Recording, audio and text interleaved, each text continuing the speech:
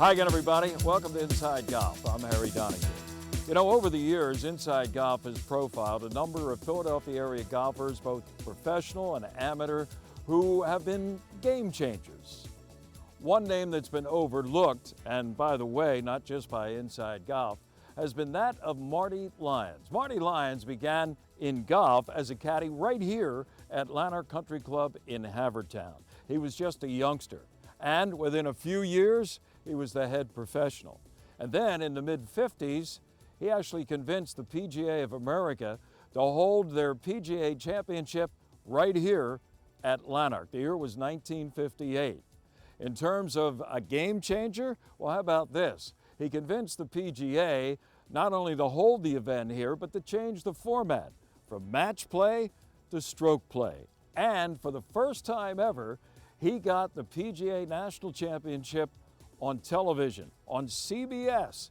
The final round here at Lanark, won by Dal Finsterwald, by the way, was the first time the PGA Championship was ever seen on CBS television or any network for that matter. Marty Lyons, definitely a game changer, and his story is next on Inside Golf. The 24th season of Inside Golf is presented by Destination MONTCO Golf. 50 courses, over 300,000 yards. Check them out at montcogolf.com. By the First Tee Greater Philadelphia, building game changers. The First Tee not only helps young men and women become better golfers, but most important, better people. Get involved. Visit firstteephiladelphia.org. By the Philadelphia Association of Golf Course Superintendents, a community of professionals enhancing the game of golf since 1925. Make sure you thank your golf course superintendent today. By Gap, celebrating amateur golf since 1897. By Jersey Man and Philly Man Magazine, a digital publication and private business network. Read the current issue, free, at jerseymanmagazine.com. And by Inside Golf's partner since 1998, the Philadelphia PGA section, the experts in the game and business of golf. And celebrating their centennial year, take time to thank your local men and women PGA professionals. Golf is the great equalizer. For many, this journey is an escape from reality, a chance to be part of a team, a career opportunity. PGA Reach impacts lives through golf by lifting people up, giving them hope, and sending them down an alternate path that they never saw coming. With PGA Reach Philadelphia, as in life and in golf, the most important shot you take is the next one. They're not just familiar faces. They're your friends and neighbors. It's their small businesses, a beating heart that makes a neighborhood a home. The places with a pick-me-up or a story that inspires, where you can share a taste of comfort with the personal touch that makes our world shine a little brighter. Support small and make a big difference. Make it local. Make it Main Street. Make it MONTCO.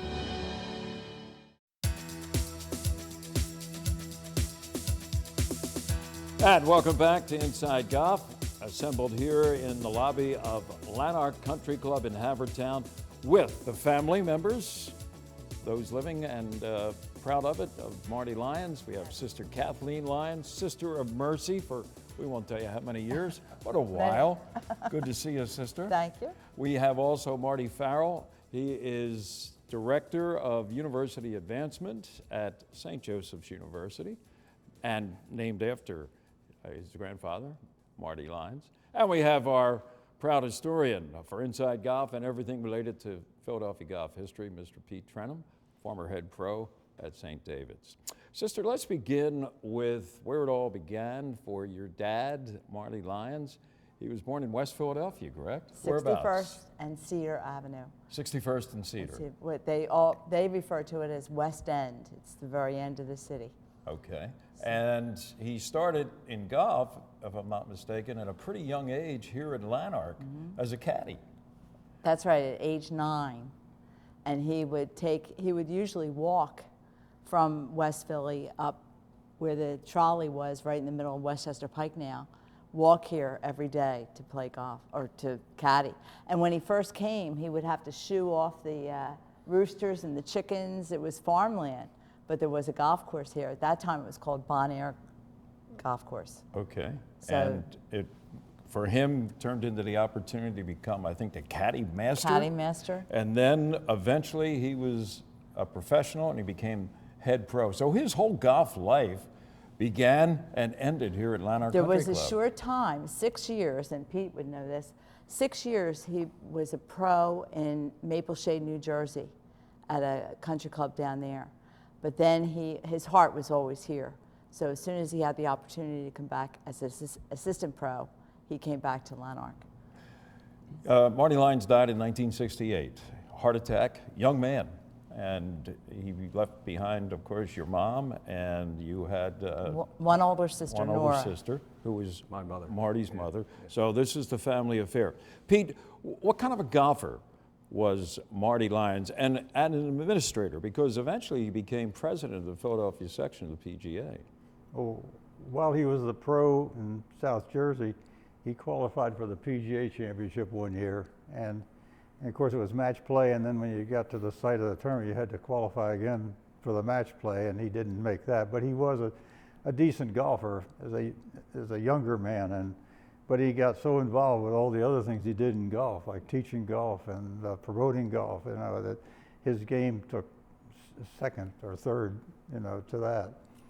Sister, Pete just mentioned about your father as a teaching pro. Yes. And I know one of his legacies here at Lanark is what he did for kids, Yes. younger kids.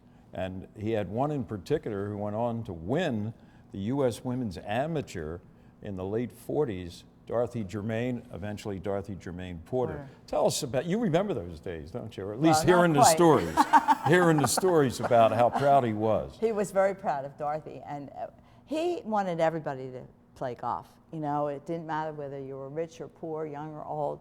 He wanted to start kids at a young age. There's a picture that was in the Philadelphia Bulletin with, it was a cartoon of him handing a golf club to an infant to teethe on. That's how he really, the younger the better, that he could start teaching how to play golf. And one of my favorite stories is a friend of mine was caddying here one day. And after he finished caddying, he snuck out, I guess, on the 12th hole, or, he snuck out to play. And all of a sudden he sees this big car pull up, and he's like, uh-oh, what's going to happen? So he sees Marty. Everybody called my dad Marty. Sees Marty getting out of the car and walking over, and he's like a little nervous that he's going to get in trouble. My father proceeded to give him a golf lesson on how to get out of the sand trap.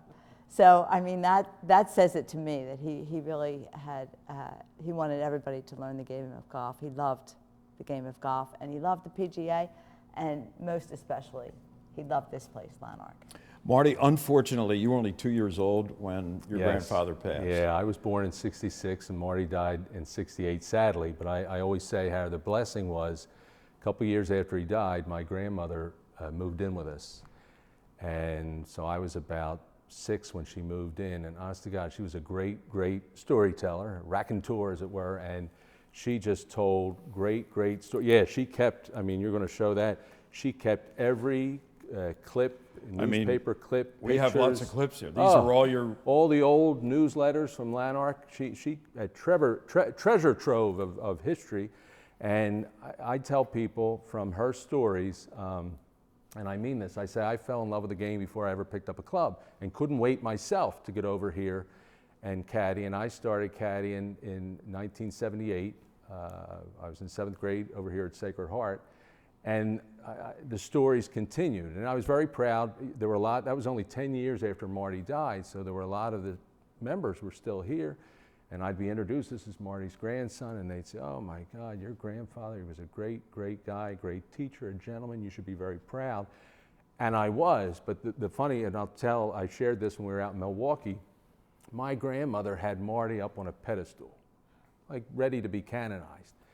And she would say, he never said hell or damn. Your grandfather never said hell or damn. Well, then I come over here and I hear a couple other stories. And the one funny story they tell, one time a member walked into the pro shop with a brand new set of clubs, irons, woods, bag, the whole that he had purchased at a local sporting goods store, not from the pro shop. And needless to say, Marty was not too happy about that. And he might not have said hell or damn, but he said Your grandmother would have been in for a first-time event. But the other, I'll just say, loved caddying, and then my sons and my sister's sons, we followed in that tradition, and we've all caddied, and that's how we got to know the game, and we all have fallen in love with the game. We'll be back. More on the life of Marty Lyons, what he meant to not just Philadelphia golf, but golf nationally. That's next when we come back.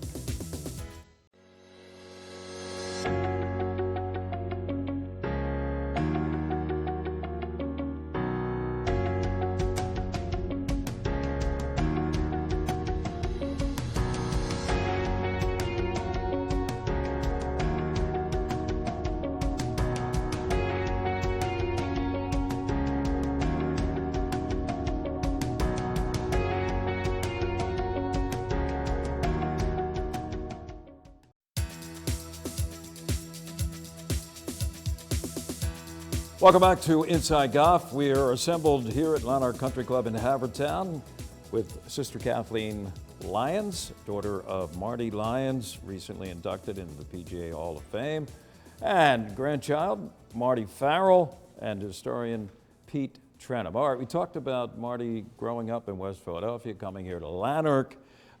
His life became one of a big-time game changer, Pete, when in the late 50s, Lanark was selected to host the PGA Championship. And prior to 1958, it was a match play event. But it was Marty's idea to maybe make it a stroke play event, and with the idea that it could attract maybe television, because prior to 1958, all those years of the PGA Championship, it never got television exposure.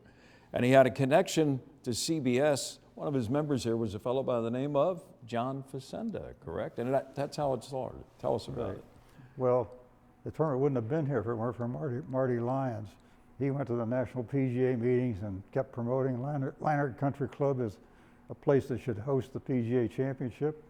So they did get it. In 1958, it was scheduled to be here. So Marty and some of the members went out to Dayton, Ohio in 1957 to see the 1957 PGA Championship, to see what was involved with hosting a PGA Championship so that they could do a good job. And when they came back, Marty wrote a letter to the PGA of America, and there were several things in there, but he said, I saw a great tournament. Some of the best players didn't even enter, and I had a good purse and it lost money.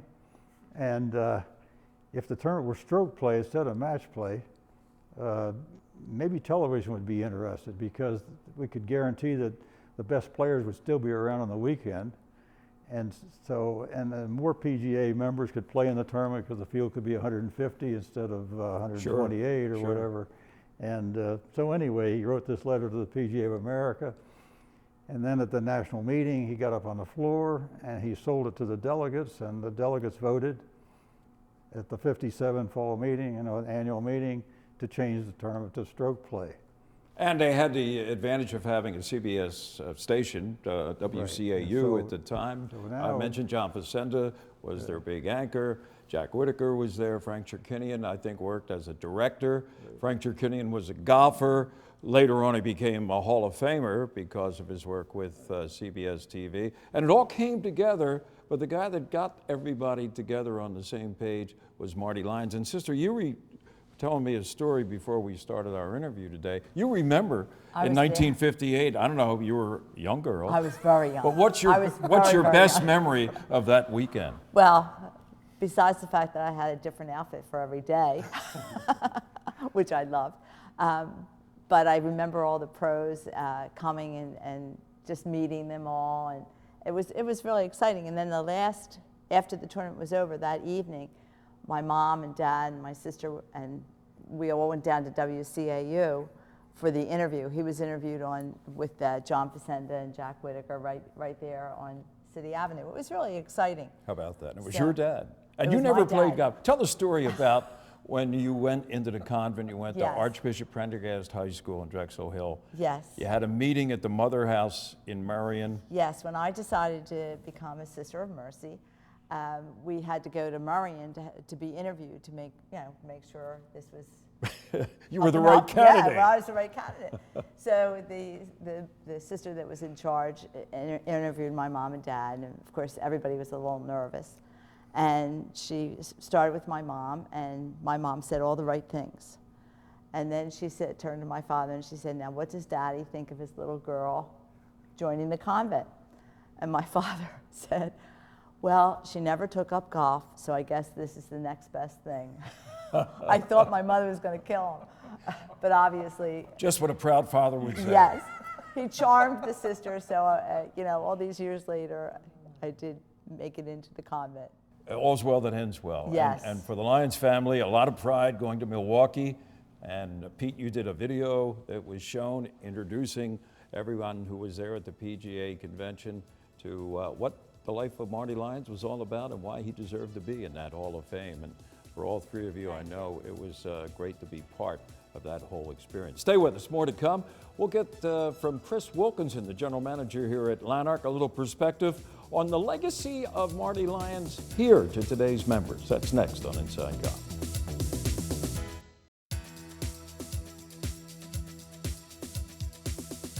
Welcome back to Inside Golf from Lanark. We're in the lobby here talking about Marty Lyons, such a big part of the history of Lanark Country Club in Havertown. He was a caddy master, pro, and brought the 1958 PGA Championship right here, won by Dow Finsterwald that year. First time ever that it was on television, the PGA Championship.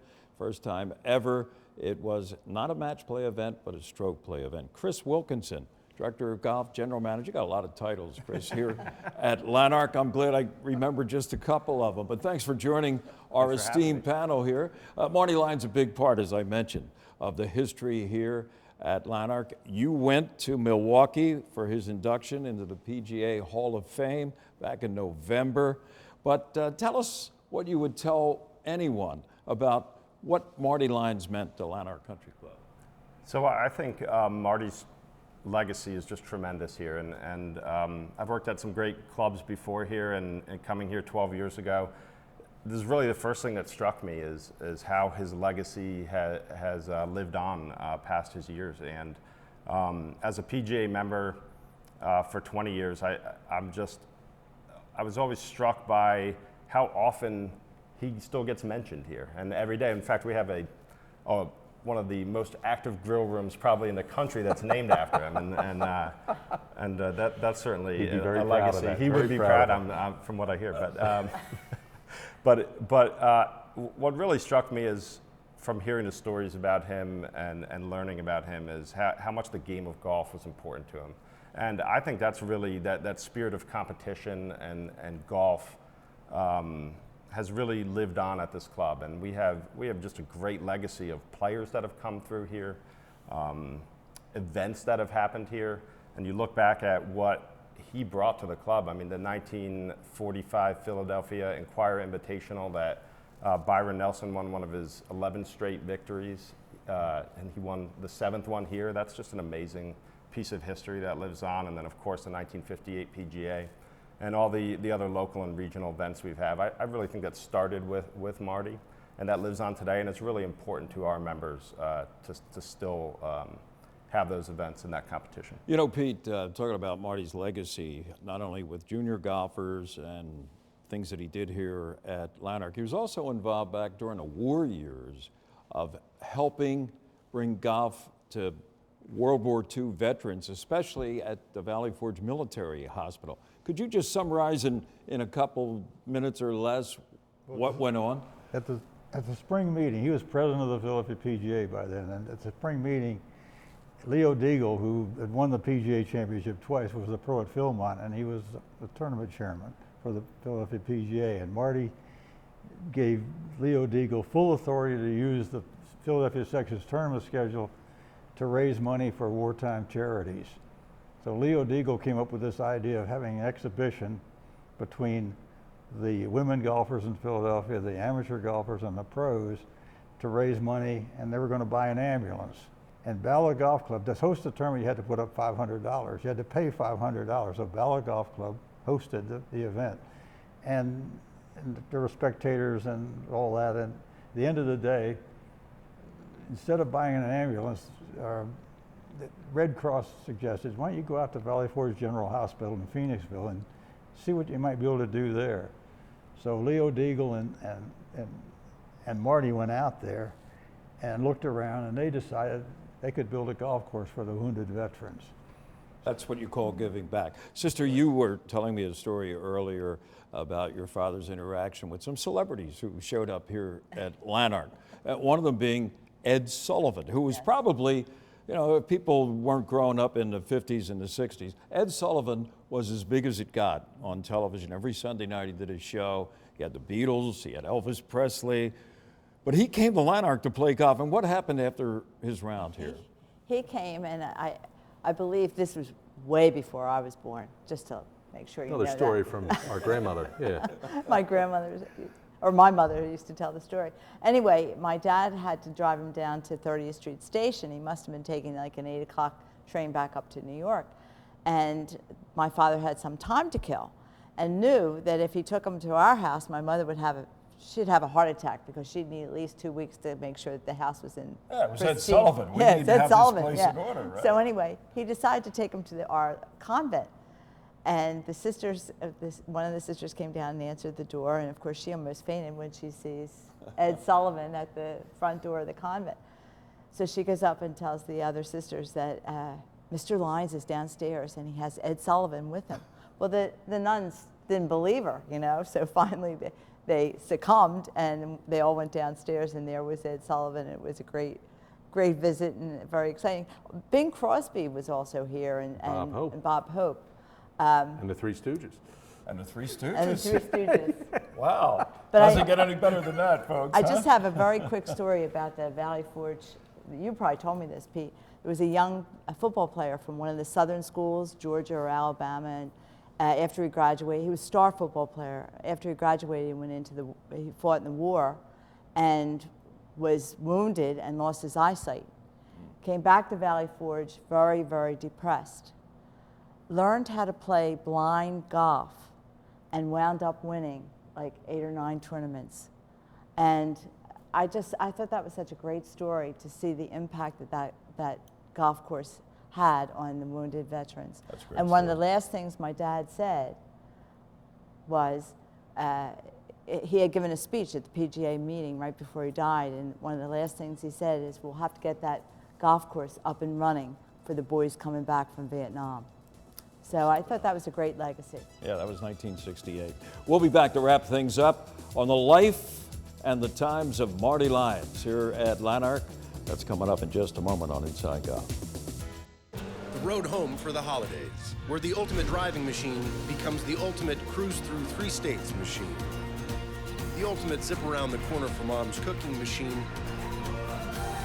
And even the ultimate we couldn't get out of there any faster machine. Because at BMW, we know every holiday looks different. So we created the ultimate whatever your road home looks like machine. Hurry in to receive a credit of up to $2,500 through January 3rd.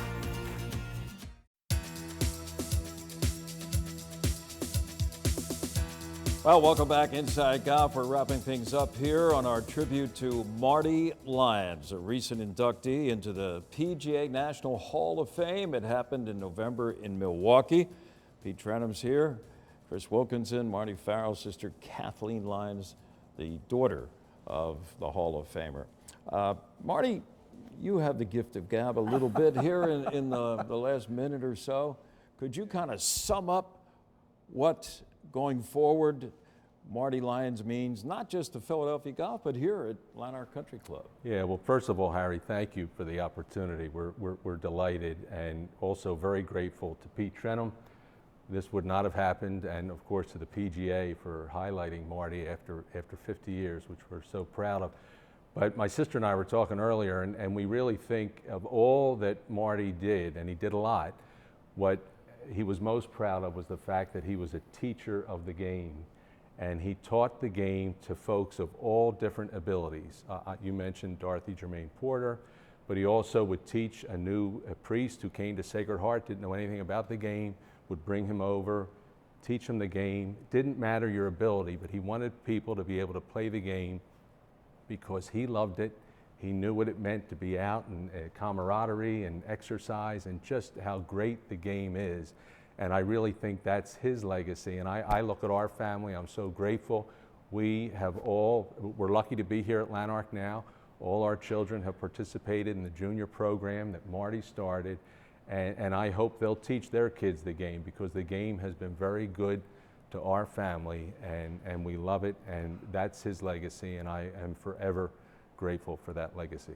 Well, the game's been good to a lot of people here, not just your family, but at Lanark and in the Philadelphia area, because of one man, Marty Lyons. And it's just a real pleasure to realize that finally, after so many years, he's been recognized nationally for what he did for the game of golf beyond the city of Philadelphia. I'm Harry Donahue. Thanks for joining us. Remember, no matter how bad it's going for you out there, don't pick up. And always remember what Marty Lyons meant to golf, not only here at Lanark, but all around the Philadelphia area. We'll see you next time here on Inside Golf. The 24th season of Inside Golf is presented by Destination MONTCO Golf. 50 courses, over 300,000 yards. Check them out at montcogolf.com. By the First Tee Greater Philadelphia, building game changers. The First Tee not only helps young men and women become better golfers, but most important, better people. Get involved. Visit firstteephiladelphia.org. By the Philadelphia Association of Golf Course Superintendents, a community of professionals enhancing the game of golf since 1925. Make sure you thank your golf course superintendent today. By Gap, celebrating amateur golf since 1897. By Jersey Man and Philly Man Magazine, a digital publication and private business network. Read the current issue free at jerseymanmagazine.com. And by Inside Golf's partner since 1998, the Philadelphia PGA section, the experts in the game and business of golf. And celebrating their centennial year, take time to thank your local men and women PGA professionals.